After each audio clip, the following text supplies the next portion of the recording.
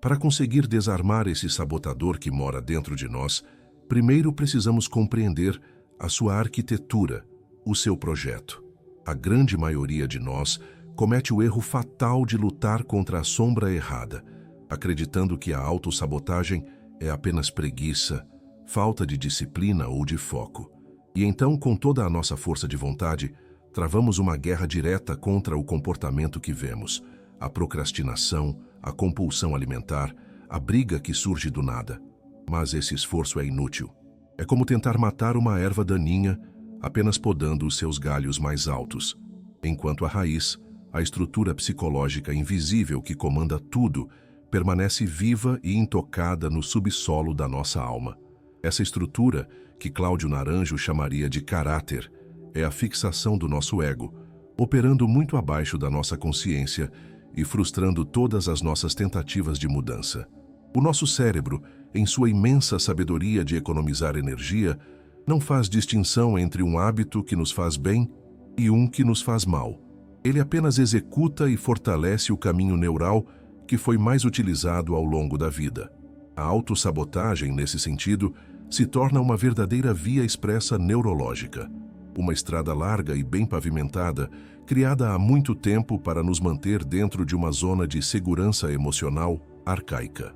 Mesmo que essa segurança hoje signifique uma profunda e constante infelicidade, para a nossa parte mais antiga e primitiva, esse território é conhecido.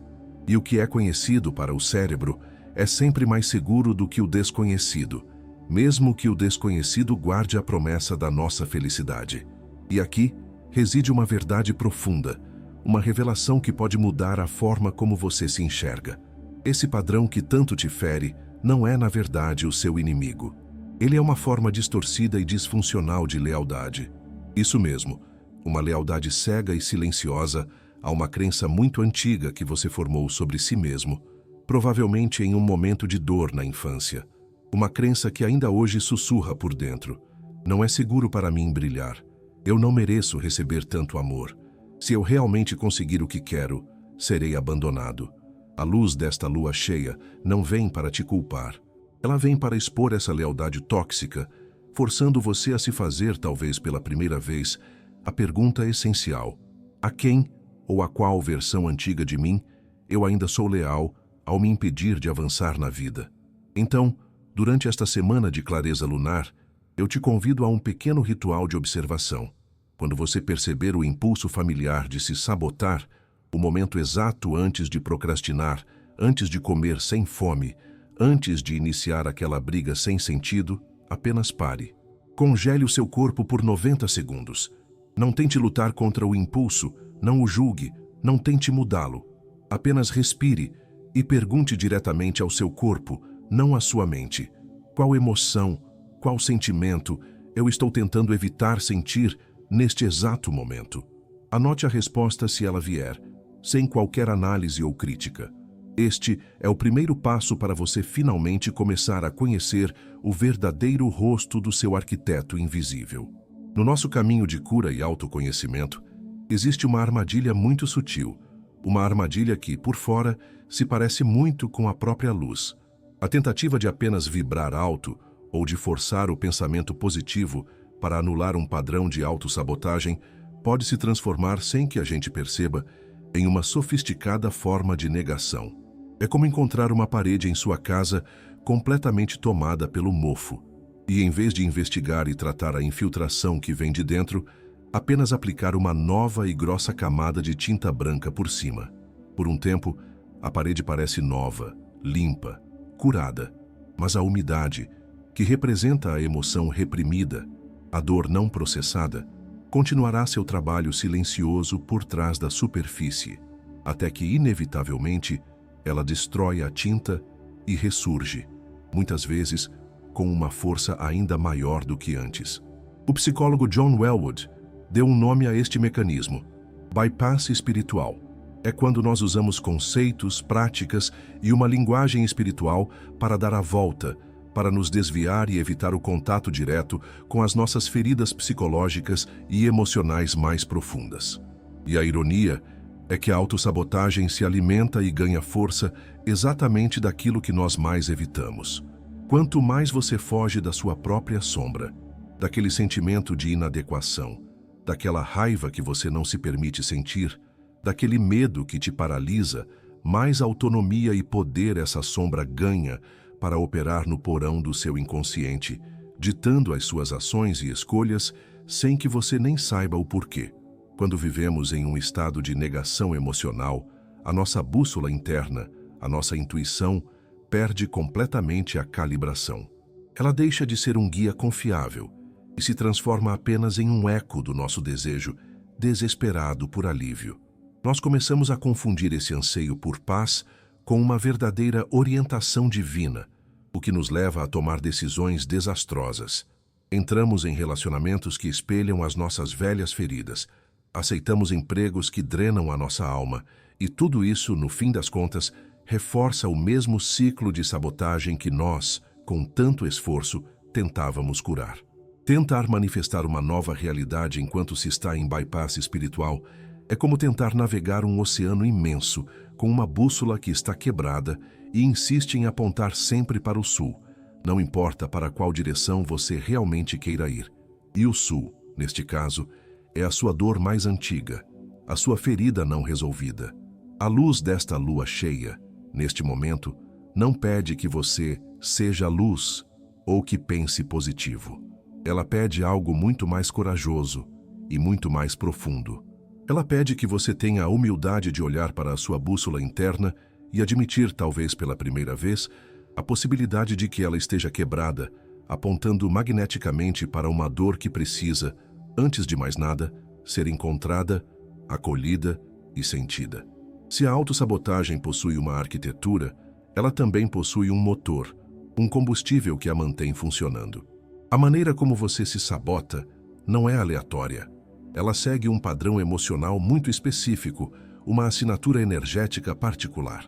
Aprofundando a sabedoria do Eneagrama, Cláudio Naranjo mapeou 9 paixões que funcionam como o motor emocional por trás das nossas fixações.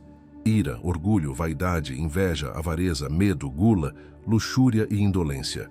É importante entender que a palavra paixão aqui não significa desejo, mas sim um sofrimento, uma força emocional compulsiva que nos cega e alimenta nossos comportamentos mais destrutivos. E é essa paixão que precisamos aprender a reconhecer. A revelação mais desconcertante, e talvez a mais libertadora, é que essa paixão frequentemente se esconde atrás da sua maior qualidade, daquela característica que você e os outros mais admiram em você. A ira do tipo 1 se disfarça de um nobre perfeccionismo, que nunca permite que nada seja bom o suficiente para ser concluído. O orgulho do tipo 2 se veste com a capa da generosidade, sabotando a própria vida para ajudar os outros, evitando assim olhar para o seu próprio vazio. A gula do tipo 7 se parece com otimismo, sabotando qualquer aprofundamento ao fugir de forma compulsiva da dor. A luz desta lua cheia ilumina justamente isso.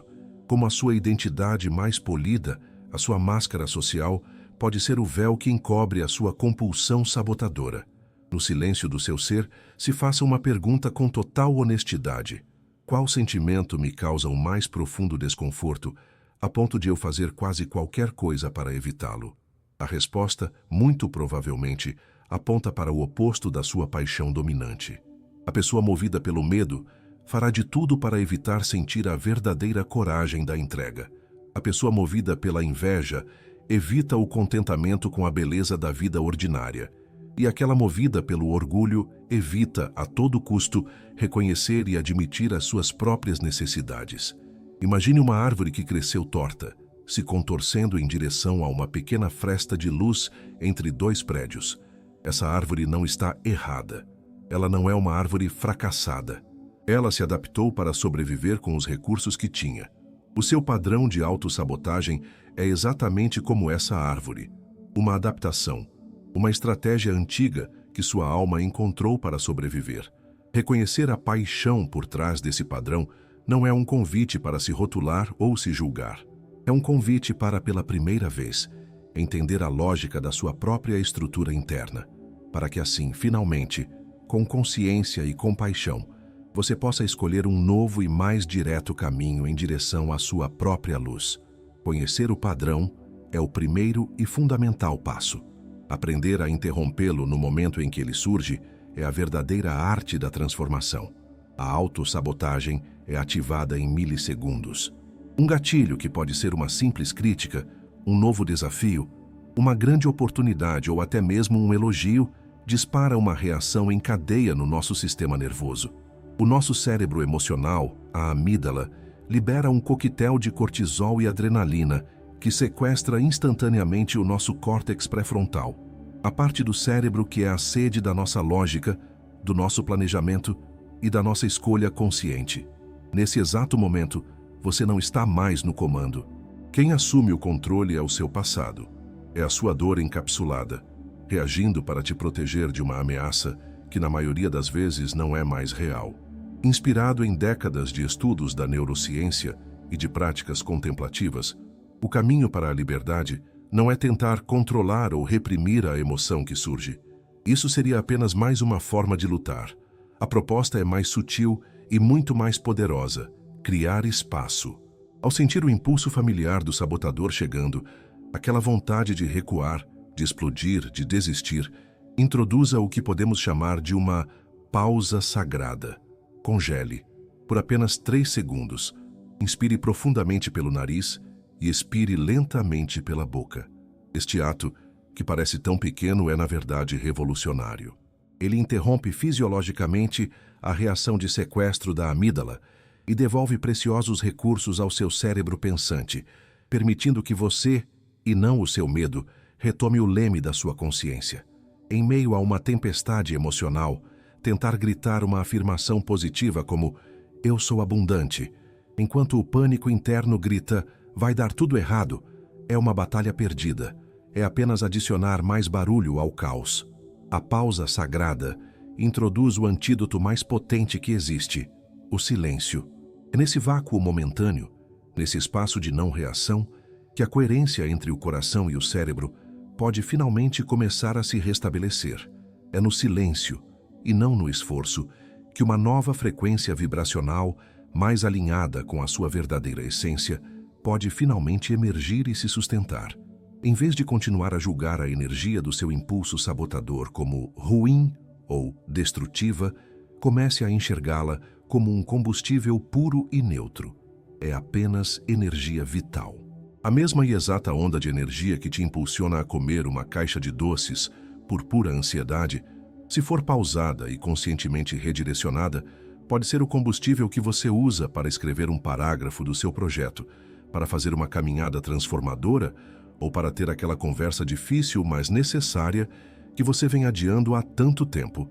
A pausa não mata a energia, ela a purifica, permitindo que você a utilize a serviço da sua alma e não a serviço do seu medo. E assim, com o mapa em mãos e a consciência da pausa, chegamos ao coração de todo o trabalho: a integração. Muitos de nós carregamos no fundo da alma a crença secreta de que a nossa autossabotagem irá desaparecer de forma mágica quando finalmente encontrarmos a alma gêmea, o emprego perfeito, a casa dos sonhos. Mas essa é a ilusão final do nosso ego. A verdade, que a luz da lua cheia nos revela com tanta clareza, é que o padrão não vem de fora. Ele é o filtro através do qual nós experimentamos a realidade. Ele irá tingir, distorcer e, eventualmente, contaminar qualquer relacionamento ou oportunidade, não importa o quão perfeitos eles pareçam, até que o trabalho interno seja verdadeiramente feito. O grande psiquiatra Carl Jung, um dos pilares deste trabalho de profundidade, afirmava que preferia ser um homem completo a ser um homem bom. A integração da sombra, que ele tanto explorou, não significa se tornar uma pessoa má ou ser indulgente com os nossos piores impulsos. Significa ter a coragem de possuir, de reconhecer e de trazer à luz da consciência as partes de nós mesmos que foram rejeitadas, negadas e exiladas para o inconsciente há muito tempo. A autossabotagem é, muitas vezes, o grito desesperado dessas nossas partes exiladas, clamando por reconhecimento, por pertença, por finalmente serem vistas e acolhidas de volta em casa. No momento em que descobrimos o nosso padrão, uma nova armadilha pode surgir no caminho: a pressa, a ânsia de curar logo, de resolver isso de uma vez por todas. Essa pressa é, em si, apenas outra forma de sabotagem, frequentemente uma manifestação da paixão da gula, a necessidade de mais e mais rápido, ou da ansiedade, o medo de que a cura não vá funcionar. A integração não é um evento, é um processo orgânico, como o de uma planta que cresce. A lua cheia expõe a ferida, mas a cicatrização requer tempo, presença, consistência e, acima de tudo, uma imensa e inabalável autocompaixão. Existe uma arte japonesa chamada kintsugi. Quando uma peça de cerâmica se quebra, os mestres não a jogam fora. Eles a reparam colando os cacos com uma laca especial misturada com pó de ouro. A filosofia por trás é que a peça se torna mais bela, mais forte e mais preciosa, precisamente por ter sido quebrada. Esta lua cheia expõe as suas rachaduras. O seu trabalho, a sua jornada sagrada, não é tentar escondê-las ou fingir que elas não existem. É preenchê-las com a consciência, com a aceitação, com a autocompaixão. Esse é o seu ouro. A sua história de autossabotagem, uma vez integrada, não será a sua vergonha. Ela se tornará a fonte do seu poder, da sua resiliência e da sua beleza mais autêntica e única no mundo. Nós percorremos um caminho juntos, nesta noite de clareza. Saímos da identificação da autossabotagem como uma carapaça antiga. Atravessamos a sutil armadilha do bypass espiritual. Mapeamos o motor da nossa paixão dominante e tocamos na arte de desativar o gatilho através da pausa consciente. A meta, como vimos, nunca foi a erradicação da sombra, mas a sua corajosa integração. A verdadeira autoconsciência, a capacidade de reconhecer um sentimento enquanto ele acontece dentro de nós, é a pedra fundamental da nossa liberdade. A autossabotagem perde o seu poder não quando o impulso desaparece para sempre, mas quando nós conseguimos vê-lo chegar e, com calma, podemos escolher não ser mais o seu refém. O convite final, portanto, não é sobre fazer mais, mas sobre ser mais. É um convite para que você se torne um observador curioso e profundamente compassivo de si mesmo, especialmente quando os velhos padrões tentarem retornar. A luz desta lua cheia irá passar, mas a consciência que ela ajudou a despertar pode se tornar o seu sol interior, uma fonte de luz permanente. Se este nosso encontro tocou a sua alma, gostaríamos de sentir a sua presença. Deixe a sua reflexão nos comentários, não como uma performance, mas como um registro da sua jornada, ajudando a tecer este porto seguro para outros viajantes da alma. Se este conteúdo ressoa com a sua busca, inscreva-se e ative as notificações para continuarmos a aprofundar juntos. A liberdade não está em nunca mais sentir o impulso de se sabotar, mas em saber que, mesmo quando ele surgir, você agora tem o mapa, a bússola e a consciência para escolher um caminho diferente. Você não está quebrado, você está despertando. Até a próxima jornada onde a ciência encontra a alma. E lembre-se, a paz que você busca reside na coerência vibracional de ser quem você realmente é.